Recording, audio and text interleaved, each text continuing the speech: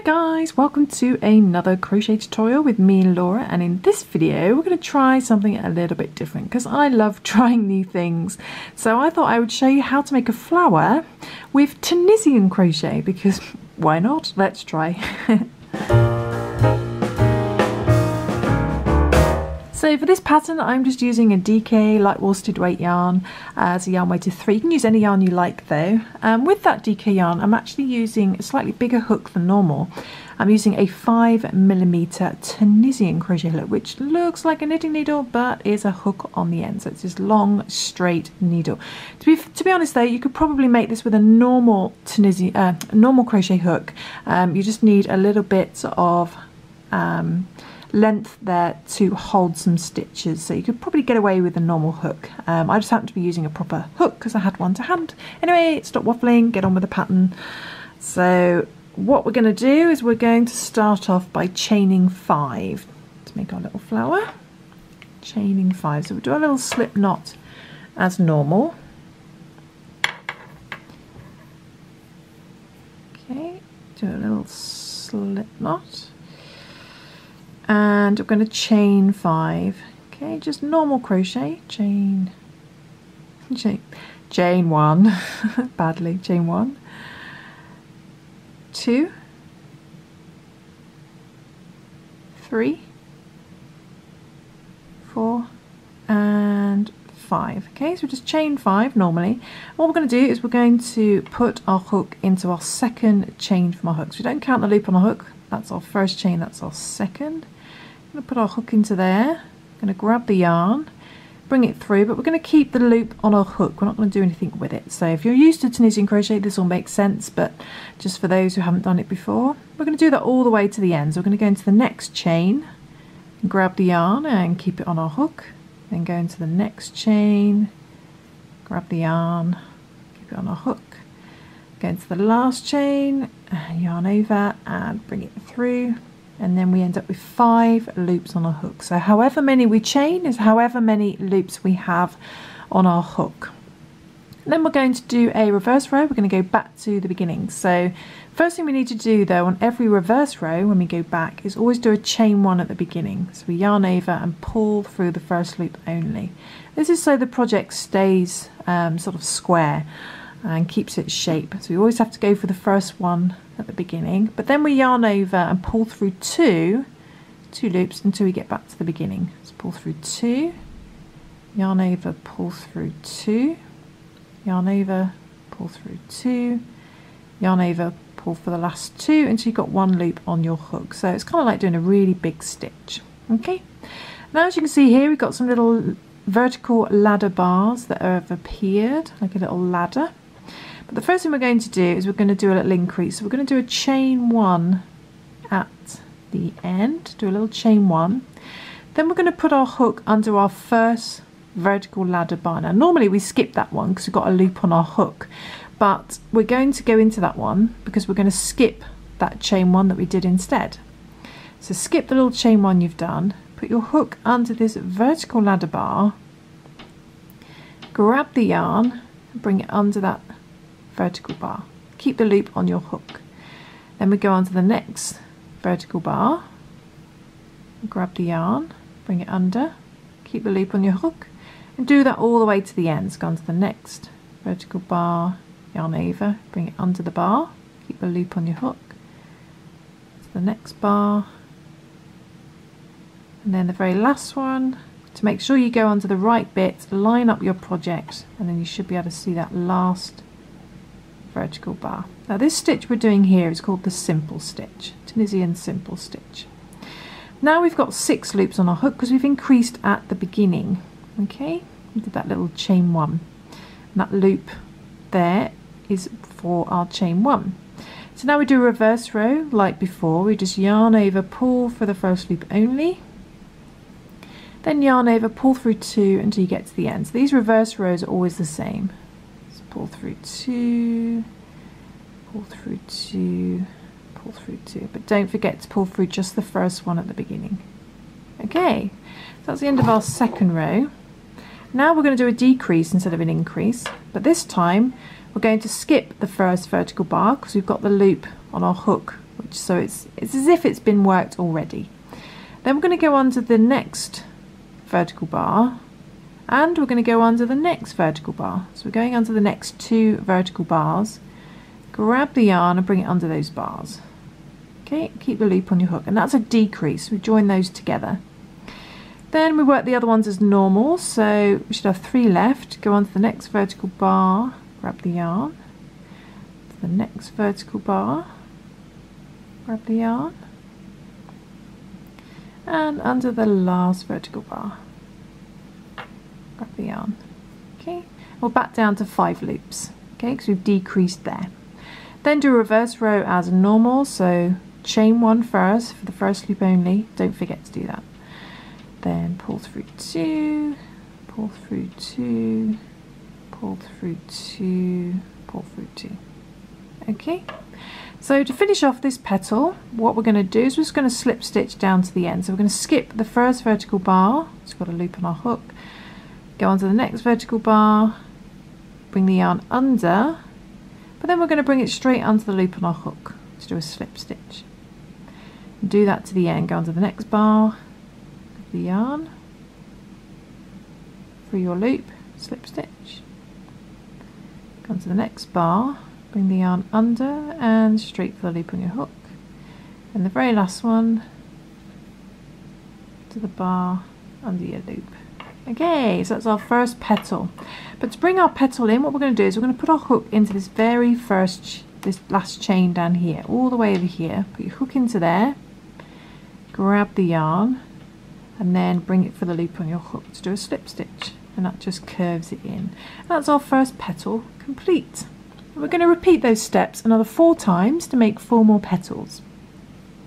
So I'll show you again for the next petal. We chain 5, so 1, 2, 3, 4, 5. Put your hook in your second chain from your hook, so don't count the loop on your hook. There's your first, there's your second. Hook in there, grab the yarn, keep it on your hook. Do that for the next 3 chains. Back to the beginning. Very last one. And you should have 5 loops on your hook. Okay. Then we do a reverse row, so we pull for the first loop only, just the first one, then we pull through 2 to the end. So pull through 2, pull through 2, pull through 2, pull through 2, back to the beginning. Okay, our increase row, we're going to do a chain 1 at the end. Okay, then we're going to skip that chain and work under this first vertical bar. Put your hook under there, grab the yarn, keep it on your hook, and then do that for the remaining 3 vertical bars. To the next vertical bar, grab the yarn, next vertical bar, the yarn, then the next vertical bar, actually there's 4 isn't there, not 3, and the last vertical bar. Most importantly, you should have 6 loops because we've increased by 1. Okay. Then a reverse row, we do a little chain 1, then we pull through 2 to the end. 2, pull through 2, 2, 2, and 2. Okay, now we do a decrease row. We're going to skip the first vertical bar and go on to the second one and the third one.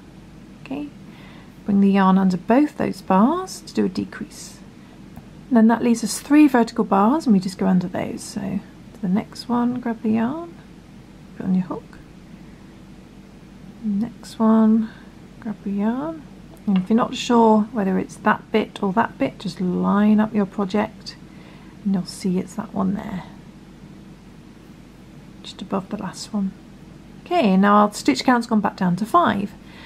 Reverse row, chain 1, then pull through 2 to the end.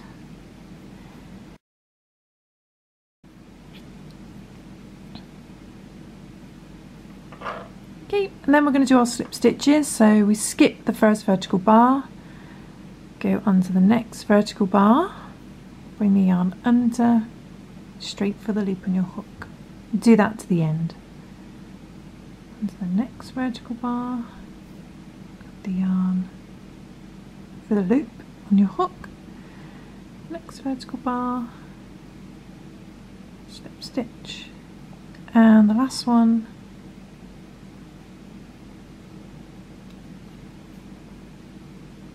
slip stitch. Okay, then we need to find that very first chain we did all the way over here. Put your hook into there, do a slip stitch, so bring it through the chain for the loop on your hook. Okay, then pull tight. And that is your second petal. So we're going to repeat that 3 more times until we have a little flower. Okay, so do that again, chain 5, 2, 3.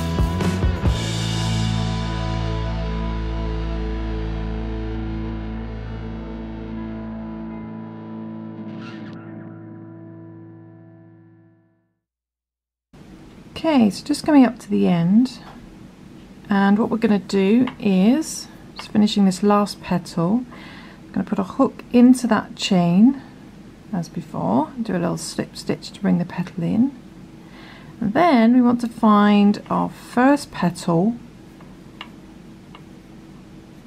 and we're going to slip stitch into our first petal as well. So find the chain on your first petal and grab the yarn and do a little slip stitch there, and that joins it in together, and then we're going to just bring in that hole. So put our flower down, and we're going to grab some scissors and a yarn needle, and we're just going to cut our yarn and just pull that through, and then we're going to thread this onto our yarn needle, and what we're going to do is we're going to sew into this next petal at the end, give that a little tug, and then do that for the next petal. I'm going to go over the top this time though, and out for the next petal. Careful not to trap your petal, and then we're just drawstringing it closed, just sewing it up the hole in the middle. Okay, and then to the next one, to the next one, a little tug, and then when the hole's closed we can just sew to the back And then you can either use these tail ends for tying onto a project, or I'm just going to tie them in a knot for the sake of this video. And then trim down the excess. And then the fun part, we can pop open our petals, and there we go, there is our little Tunisian flower. So obviously it's not as good as a normal crochet flower, but it's something a little bit different, different texture, and something new to try. And there you go, you can puff out your petals. So you can either have them like that curled in, or you can just push them out to create a little puffy flower or something a little bit different. It's not going to stay open now on the camera. Come on, don't be awkward. That'll have to do. So there we go. Something a little bit different, a little Tunisian crochet flower, and I hope you enjoyed that tutorial, and I'll see you soon for some more crochet fun. Thanks for watching, guys. Bye, and don't forget to join me on Instagram and tag your projects at Happy Bird Crochet, and for your chance of being shared on my channel. Thanks for watching. Bye.